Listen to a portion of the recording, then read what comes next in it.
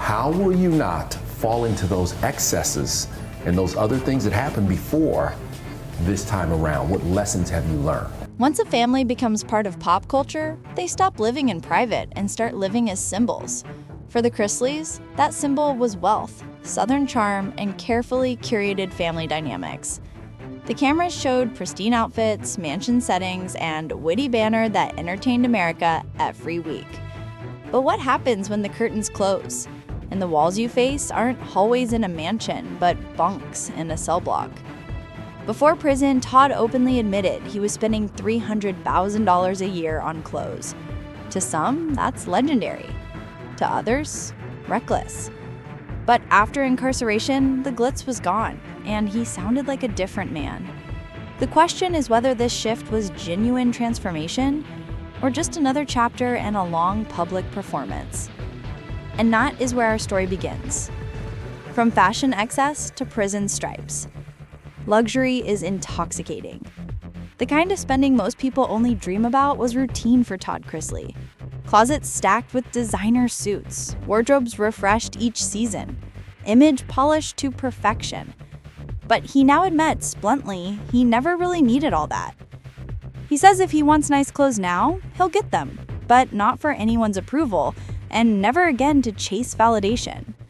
Public opinion has never changed what I do, he insists.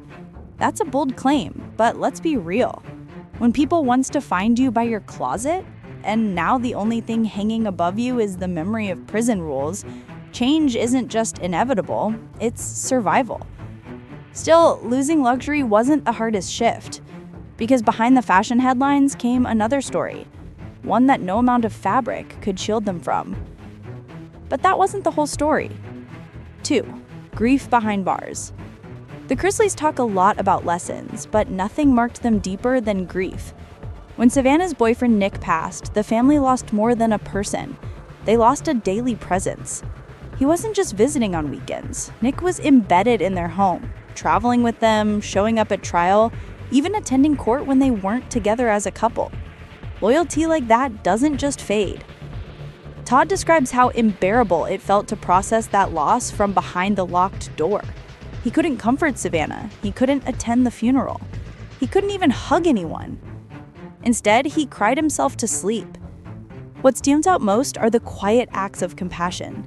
He remembers a police officer who became his closest friend, kneeling beside his bunk every night, praying the rosary with his hand pressed against the bed frame. A ritual that acknowledged what words could not. That image, grief visible but unable to express itself fully, paints Todd less as a reality TV patriarch and more as a father caught off guard by the simplest human need, to put your arms around the people you love when tragedy strikes. He admits the pain never goes away, and maybe it shouldn't, because as he puts it, the ache itself is proof of love. But grief, while deeply personal, has ripple effects, and those ripples tore through the rest of the family structure. 3. A family fractured. Every family faces division, but when your life is under a spotlight, friction becomes public drama. Savannah admits the truth. Our household is completely divided. She questions if it can even be repaired.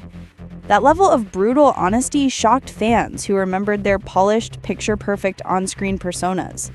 The family isn't pretending anymore. Losses stacked like dominoes. Both of her parents imprisoned, Nick gone, her grandparents passing. Pressure like that doesn't knit families closer. More often, it splinters them. And unlike scripted television, this fracture doesn't guarantee a carefully edited reconciliation scene. It's raw, uncertain, and ongoing.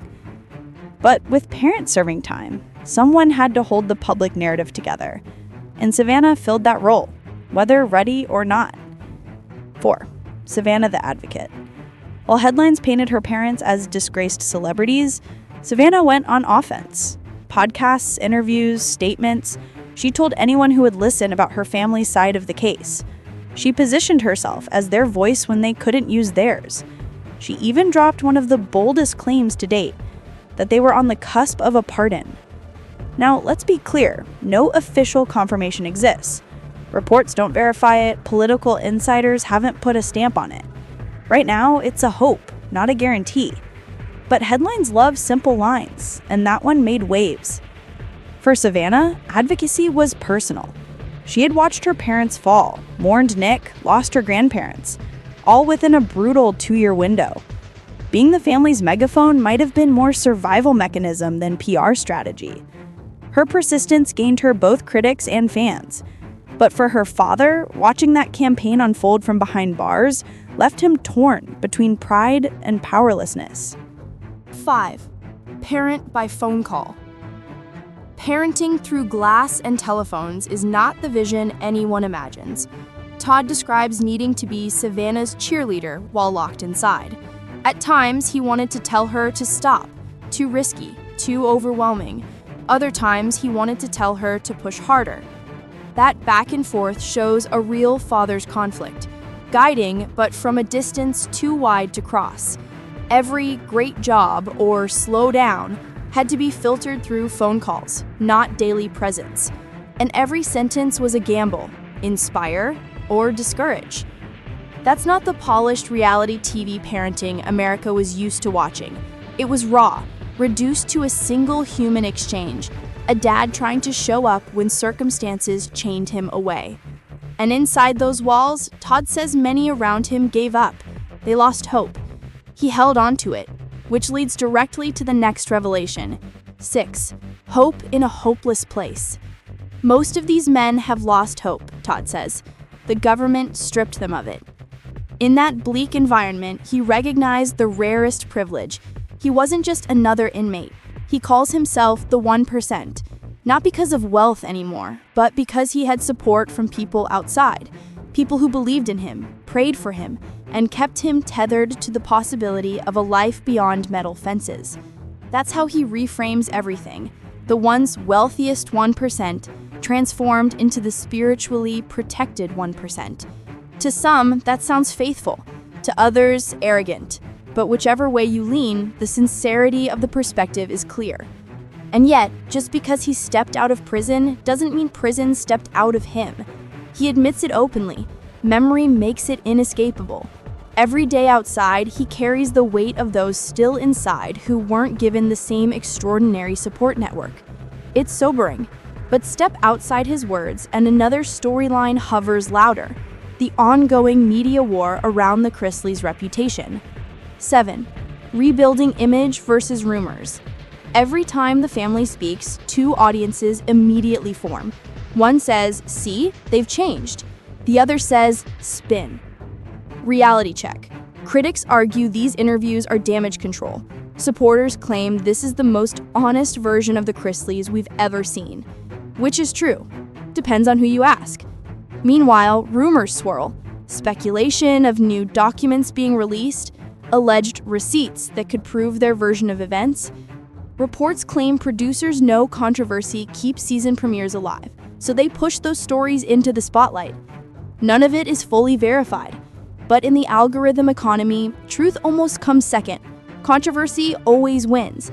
As long as there are whispers, there will be clicks. And so we return to the core question. What exactly counts as vindication now? 8. The bet on vindication. For some, vindication means critics apologizing. Let's be realistic. Those critics will likely never back down. For others, vindication means legal proof, paperwork that outlasts a headline. But for Todd, vindication sounds simpler. Peace at home. He says he no longer cares about what strangers think, only how his family feels when all this is over. That attitude frustrates those who followed their case like a scoreboard. They want winners, losers, numbers. He wants peace. And maybe that's the real twist. Vindication isn't universal acceptance. It's selective. For some, the Chrisleys will always be guilty. For others, always unfairly treated. The true test is whether the family themselves can heal, even if the internet never does. Conclusion. What remains after the headlines? From closets that once swallowed 6 figures annually to concrete spaces that stripped everything down to bare minimum, the Chrisleys walked through fire that altered not just their bank accounts, but their identities. They lost people they loved. They saw a family once marketed as perfect become fragmented and raw. They leaned on faith not just as a tagline, but as a survival instinct. The outside world will always debate. Supporters will believe, critics will laugh, the curious will keep scrolling. But inside the Chrisley home, what remains isn't the balance of luxury or headlines. It's the fight to live with grief, to protect fragile hope, and to rebuild trust, one fractured bond at a time. At the end of the day, we're left with this. Closets can be emptied, trials can end, and careers can collapse. But who someone is when the doors close, that's the story still unfolding. And for this family, the next chapter may not be written in money or ratings at all, but in whether healing is louder than the noise.